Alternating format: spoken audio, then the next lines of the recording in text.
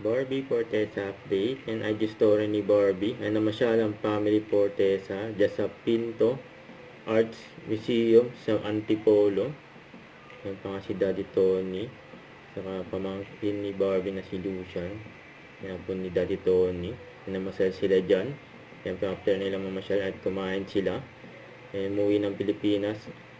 Yung ate ni Barbie, si ate Abby, Kuya Ben at pamangkin ni Barbie si Lucian. Masaya syempre. Yung family Fortesa, magkakasama sila.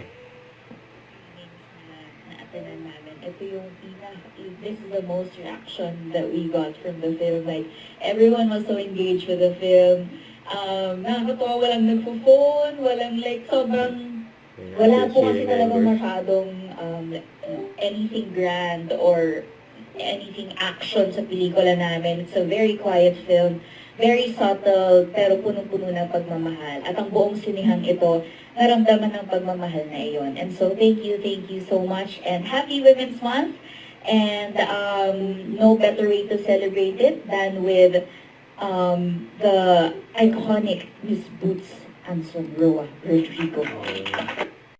Don't forget to subscribe, click the notification bell for more updates. This is Richard, the Action Live. Stay tuned for more videos. See ya.